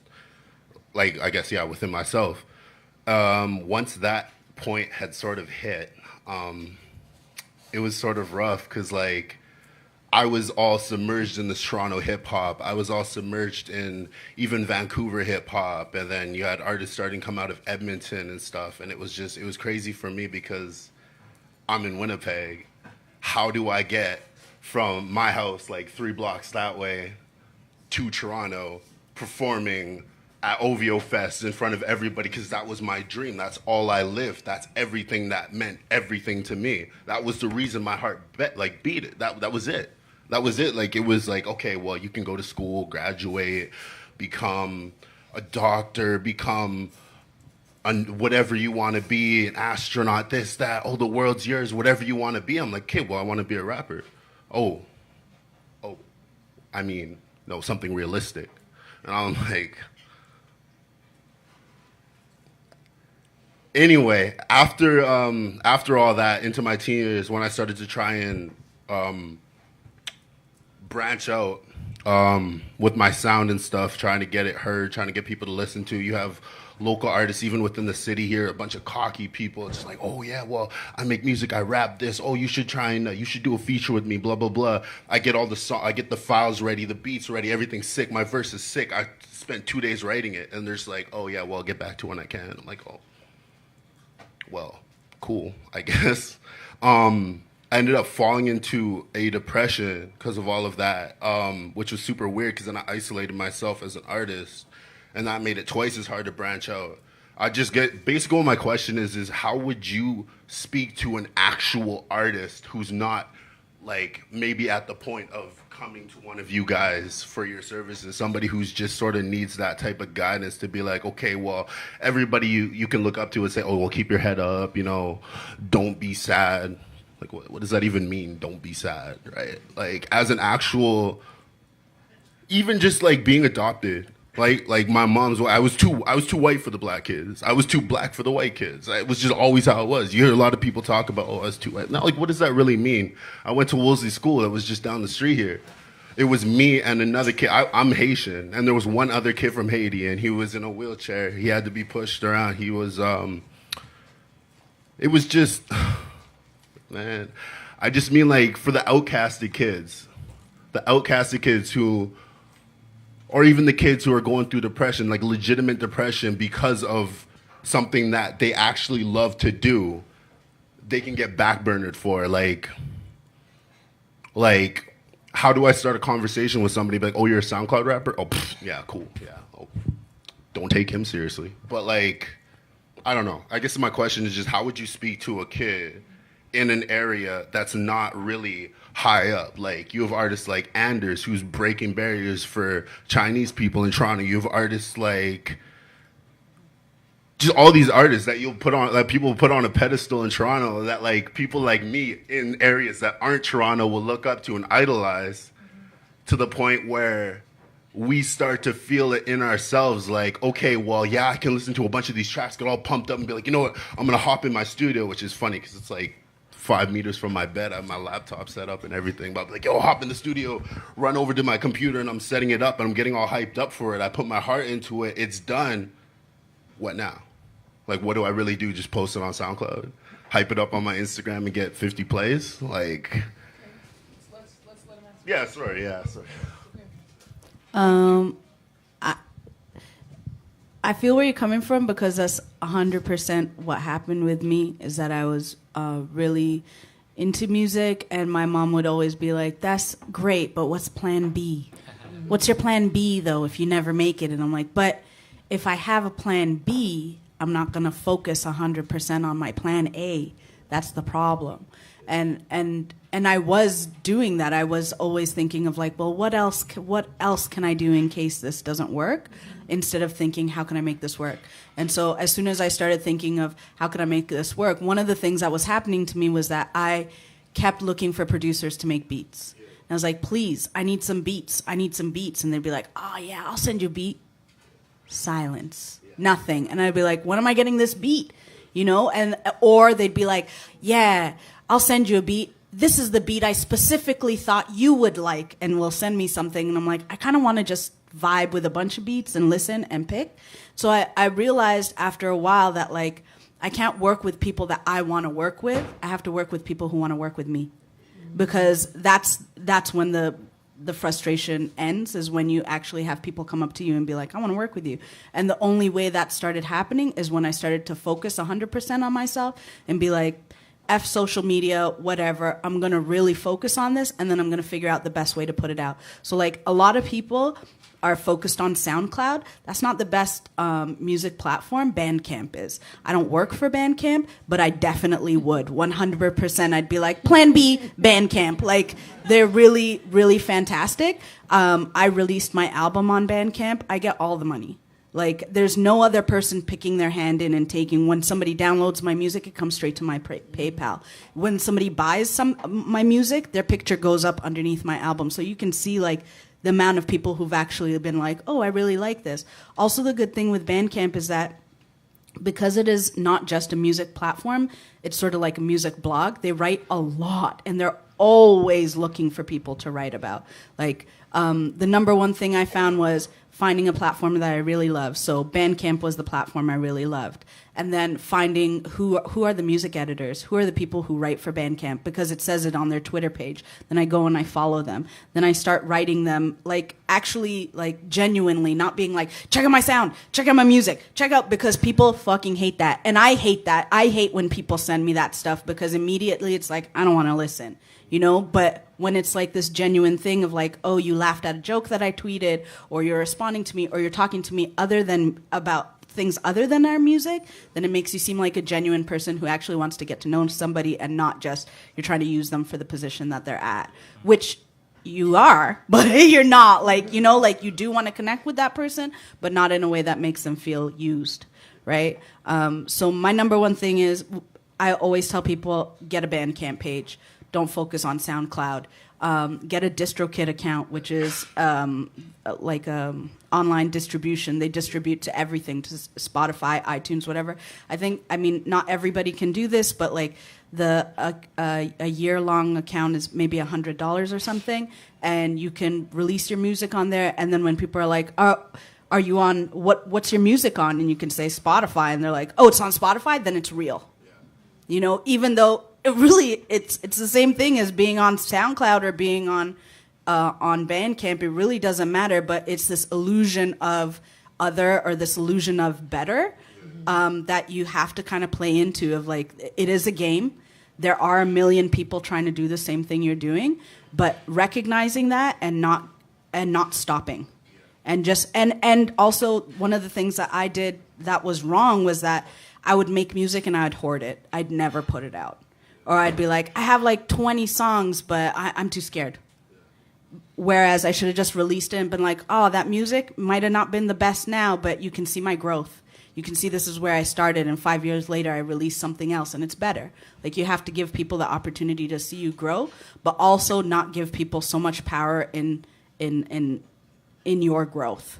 Like, like Rookz always says, create fate. Like, you are the one who creates your fate. You are the one. Like, everybody in here creates the world that they're in and the world that surrounds them. And so really taking the reins and like realizing what are the steps I need to take in order to make my music a business, because that's what it is. It's not just a hobby, it's a business. So you're a business person. What is the business? What does it entail? It entails being online. It entails going out to things. I hate going to things. I don't like going to events, even though I used to put them on all the time. I get a lot of anxiety. And so when I always think about that before I release music, because I'm like, shit, in order for people to see you, you need to be seen. So you have to go out. So you, in a way, and of course, obviously, if you're like dealing with depression, it's a lot easier to be like, buck up, you can do it. It's like, great. But like, you know, like you can do it. And so like, you really have to believe in yourself 100% in order for anybody to believe in you 10%. That's all I could say, really. No, I appreciate it. Let me add to that, man. Build up your home studio as best you can. Get it like to the top. Take every penny you got and put it into your home studio so your craft becomes this incredible thing. I would say also make friends with filmmakers, people who are doing small films, documentaries, whatever. Get your music in there too. Get it out. Any way you can, get it out. The first music that I was inspired by was music in movies. And I started doing like, now I'm doing documentaries, I'm doing films, I'm doing all kinds of different things now too. And it's not just that, I'm all over the place. But if you can get your movie, your music in a movie or something, like that's a great place. Just keep doing your thing.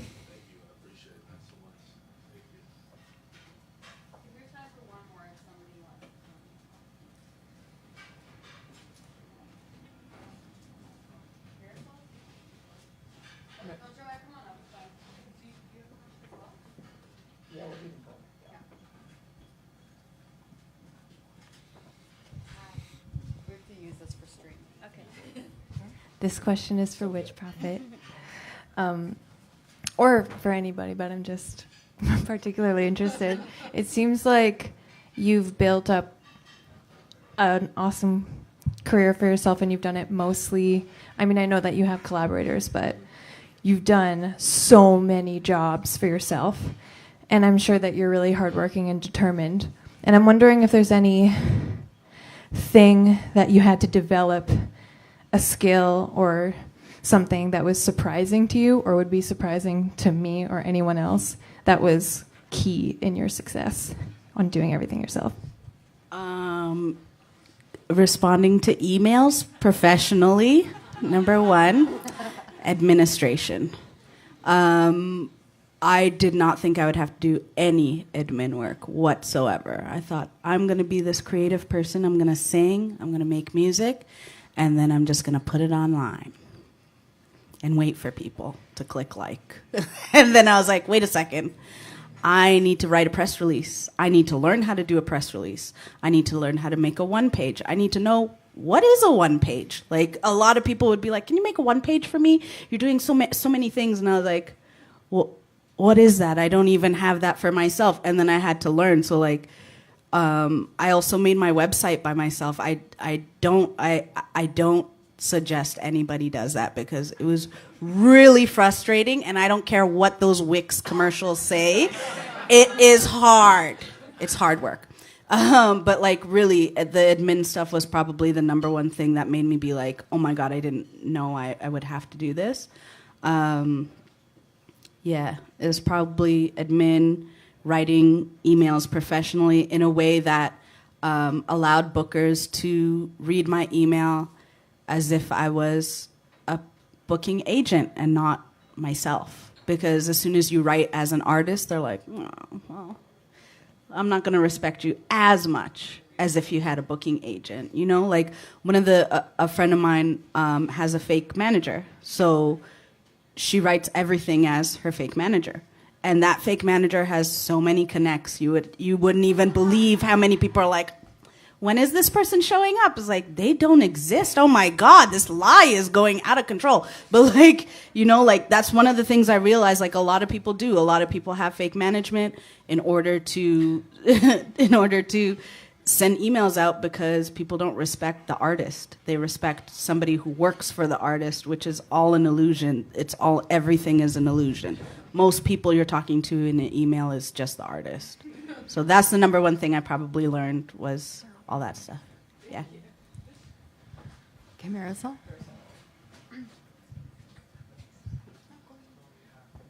I have a question for anyone who wants to respond, and it's kind of about when you are a musician who wears multiple hats, so like not just doing your craft, but saying, yeah, you're recording yourself, or you are organizing events specifically. And so you never really, like in the city like Winnipeg, sometimes you don't often get to take into the context that you want to create, because it's you existing as it, and like maybe one of the few, and that's like not just as musicians. So because you don't get to reflect on that here sometimes, like in a face-to-face value, and like when you're crossing disciplines, like for instance throwing a show where it's not just a musical discipline but it segues into art or other types of media, like what are ways to and it's getting to the question, I promise, but like in Winnipeg you have to create venues. Like this is now a venue, it's a restaurant. And so that it's not just a one-off, in sense is that keeping venues, organizations accountable, not just as in we did it as an inaugural thing, but as this is something we're going to create space and leave a door open for. Because often as musicians wearing all the hats, you don't get to put that out there in that way. One of the interesting parts of like when I travel all the time, everybody says the same thing about where they're from. Yo, I'm in LA, there's too many people doing the exact same thing. How do you differentiate your voice? Like, you can't get in the right studios because you're not Beyonce. When you're in Atlanta, people are like, yo, there's so many studios. Nobody, like, we all actually have this idea of like what's actually holding us back. And one of the things that I often hear when I consult or I work with are, we tend to be holding ourselves back, and our idea of where we're existing and how we're existing holds us back. Because if this place gives Manitoba music this space this year and no one showed up, they wouldn't give it to them next year. Or if they gave them this space and it didn't make any money, they wouldn't give it to them next year. Or if they gave them the space and we destroyed it, they wouldn't. So it's like we have to also be accountable. Like, you know what Which Prophet was saying? Like, I build websites because my first artist needed a website built. Nobody cared about her. I built the website. I know how to graphic design because no one wanted to be her graphic designer. I know how to do so many. I know how to make a beat. I know how to harmonize. There's so many things that I had to teach myself to do because nobody wanted to help us. And I think that when you get into that idea that you yourself have everything you need and you have the ability to learn and do anything, and you actually give 100% to that thing, like, right now, if, you know, somebody hits me up and says, yo, let's go to a basketball game, like, no, I'm working. I think that we often talk about the barriers a lot, but we ourselves are the barrier. So that's number one. Like, in what you're talking about, what you're doing, like, just get that out of your head. And same thing to that last gentleman, like, you know what I mean? Like, get out of your head that where you're at is, like, not the spot to be. Because creating this venue, this is the same thing in Toronto. We create venues. There's nothing different about what's happening right here than when I go to Atlanta, or if I'm in LA, or if I'm in Toronto. You got to create space for yourself. And then in terms of like, not just for myself, but like for others, doing the same thing, because it's not just maybe like a one-off in terms of like creating space for our community, or maybe just something that hasn't existed in that capacity, in that way, in a certain place, you know? So that just doesn't happen from perhaps me, that it goes over a period of time. I just wanted to like clarify, because I said a lot of things before.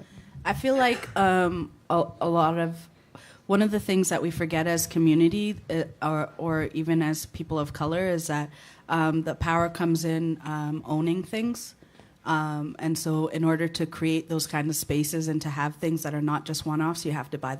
You have to invest into property. I mean, which is like, not everybody has that opportunity, but like, there are ways to, you know, make 5-year plans where you're like, I want to see a space in Winnipeg that is there all the time and that is able to host this all the time. And if that means I lease a building, or I get 10 people to put in on a lease, then that's what it means. Or if it means I go and get a bank loan in order to do this, then maybe that's the step you need to take. Or if it means finding a space that really has nobody coming to it in the first place and pitching that you will start bringing people there, like that might be the thing. For me specifically, one of the reasons why I moved out of the city was because it was way too expensive, and also because my dream with myself and my partner was to get a farm, fix the house, and then turn the house into a venue, which is what we're doing. So like, we have this house, the bottom house, half of the house is the venue. It's currently being renovated right now, but it's the venue, but it's also artist residency. So we allow people to come up there and to create and also to throw their events. But really the only way to do that was putting in our own money and putting in our own sweat equity. Like we found this farmhouse that was abandoned for 20 years. The like roof was caved in. There was like a dead fox skeleton or whatever, like curled up in the living room, like when we went to go see the house. And I really had to see past all those things, all those barriers, and see the diamond in the rough and be like, we can change this to make it into the space that people can come to and use all the time.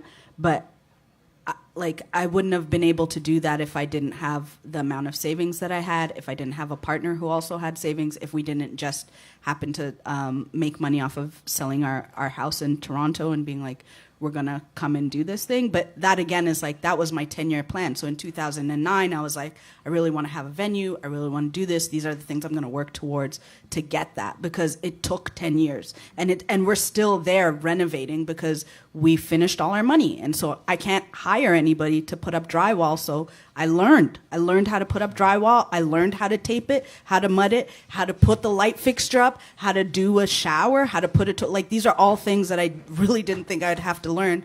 I mean, speaking of Joan's question, I really didn't think I'd have to learn any of that stuff in order to create this dream of having a space that is there always for people to come.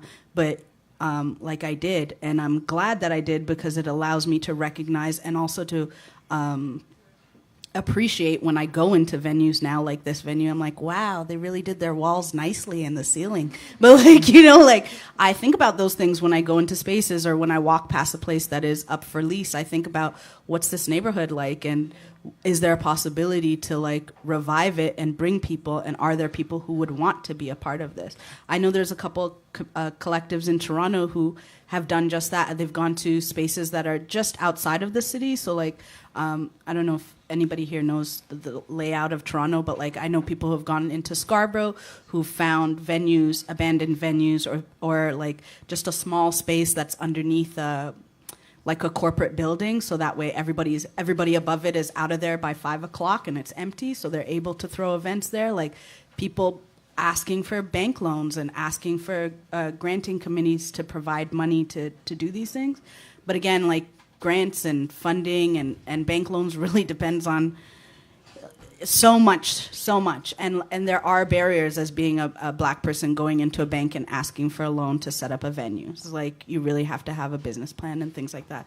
But I think the important part is finding people in your area and in your community who have the same vision and have the same dream, and work with them to create a space, if that means finding places that don't have a lot of people, or finding a place up for lease, and and also changing your idea of what the end product can be. Why can't 10 people go to Subway and have the same experience in terms of impact, right? I think often, even when I hear artists say, I'm gonna shoot a music video, I need a Lambo, I need a, we have ideas that things need to be so much, when really things just need to be impactful. And it really doesn't matter where you do it, because we all the community piece, and that was a big thing that I heard. You're not just for me, but for my community. But if what you did created value for the community, and this is something that's challenging for human beings in general, I really think I can cook. But, when I notice that there's always leftovers, I know I'm not really cooking that great. If I invited a bunch, we have to also be self-aware and reflective. Did this thing have the value or impact that I wanted it to have? Because if it did, then it would continue. And it doesn't really matter if we do it in Subway, if we do it here, or if we do it in somebody's basement. That thing is going to grow so big over time that it's going to be undeniable that you can't create something for yourself. So sometimes it's us just not being really honest that right now we're like a seed that just got planted, and the value is maybe not there yet for us to have the sustainability we want until we grow. And so sometimes it's just about continuing, 1 person a week, 2 people every month, until you grow into 100, and then it makes sense for you to go off and sell your house. Yeah. Yeah. Okay. Do you have any last words before I close? Okay. So we've run out of time, and thank you so much for your audience questions and for being here. This was really, really great. We've been looking forward to this for a really long time. Just a huge round of applause for our amazing speakers tonight. Rookz, Jason, Joy, Witch Prophet, Uzoma. Thank you so much for being here. Really appreciate it. My name's Elise. Again, I'm from Manitoba Music. Before you all depart tonight, I do want to thank Factor and the Government of Canada, as well as the Province of Manitoba, for allowing us to put on panels just like this, our music work series, and all of our other programming throughout the year. We are really, really fortunate to have that kind of support. And one of the things that we do is January Music Meeting, which is happening, now. This was sort of the starter panel for that. And the rest of January Music Meeting is commencing tomorrow. The first panel for that is at 2 p.m. at Manitoba Music. And it's going on through until Sunday. So if you haven't registered yet, you can still register tomorrow at 1 p.m. at Manitoba Music. Our panels for that are going to be a little more on the business side of music. I mean, this was actually a lot about the business side, but we'll be focusing on things like international touring, on music career management, on radio relevancy in modern music, and all kinds of stuff. So if you want to check that out, and if you're interested in registering tomorrow, you can go to manitobamusic.com/JMM. And I think that is all for my announcement. Register. We're going to be here all weekend. Sorry? Oh, and that's right. Witch Prophet has a show here now. Yeah. With Joan in November. What's that? With November and... Yes. And where is Joanne it? or Joan? Joanne. I'm sorry. My apologies. Joanne. You're off the show. Oh, yeah. it's Joanne. No, damn it. I messed up. And that's where... So, of course, thanks to Tallest Poppy and Big Fun for helping us to make this panel happen. And now you can all go home and have a wonderful rest.